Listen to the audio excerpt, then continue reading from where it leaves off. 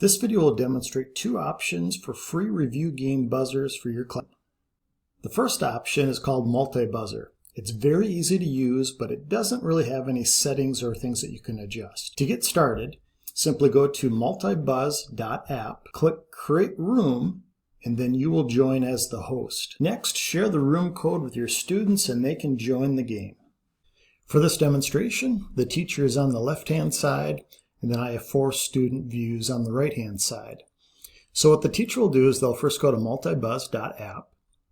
They'll click the small Create Room link, enter your host name, this can just simply be your name, and then click the host button. This is the room code for students to join. You can also simply copy the URL at the top of the screen and then share that link with students either on Google Classroom or just put it up on your whiteboard. Students will enter their name and click Join. The teacher can simply lock the buzzers. No students can now buzz in. The teacher can decide if they're going to group students into teams or if all students are going to play against each other. Again, this online tool is only a buzzer. The teacher could read off questions from a note card or project the questions from a Google Slides presentation. The only controls that the teacher has in this example is they can lock the buzzers. You can see now all student buzzers are locked. They can read off a question from a note card. When they choose unlock buzzers, the buzzers become active, and you'll notice that when a student buzzes in, their name gets placed at the top. What this allows you to do is if the top student, or the one that answered first, if they get the answer incorrect, you can then go on to the next student. The next option is called Bazonk. Bazonk is also easy to use, but it gives the teacher more control. The steps are still basically the same. Step number 1, the teacher will go to bazonk.com. They'll click on Create Room, but then they'll have some settings, and then they'll share the room code with students. So again, in this layout, the teacher goes to bazonk.com. They'll click on Create a Room, enter your name at the top. More than likely, you are not going to be playing, so you can click this little minus button. And then it's going to show you the host controls.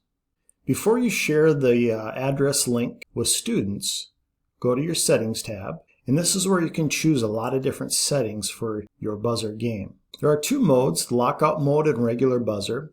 With the lockout mode, it's Jeopardy style, where when a player buzzes in, all the other players are locked out, so a person can't buzz in a second time. With the regular buzzer, what it allows teams or individual students to do, again, like on the last example, the first student that buzzes in, they'll be ranked at the top.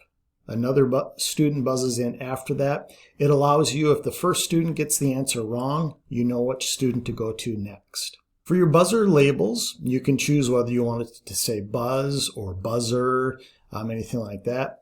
If all of your questions are multiple choice, you can also give each student 4 buzzers, for example, so A, B, C, D. That way when they answer, they're basically answering with whichever letter they buzz in. The timer, you can set timer for how long students have to buzz in, their answer limit, so how long do they have to answer. You can also set up scoring. So what's nice about this is if you are doing a game and you're doing a score style, you can choose how many point increments it's worth. So if they buzz in first and they get the answer right, is that going to be worth 10 points, 5 points, 1 point, and so on. You can enable the buzzer sounds, and then you can also lock the room to make sure that nobody else joins. And again, students can go to bazonk.com and you can share this code with them, or just copy the whole URL, paste that into Google Classroom, and they can click on the link to join directly. Once my students are all signed in, whether they're playing by teams or individuals, I can click on the info button. This will collapse this portion of the screen. If I click pause, their buzzers will freeze. I can read off the question and then click reset. You'll see the yellow bar at the top will count down, giving them time to buzz in. And here I can see that the blue buzzer buzzed in first, green was after that.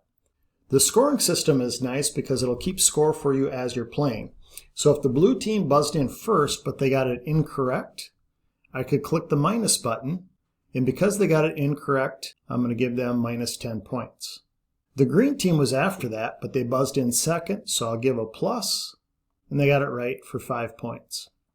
What's nice is if you're projecting this up on the screen, you'll have a point total for all the teams, and then each team also sees their point total at the top of their screen.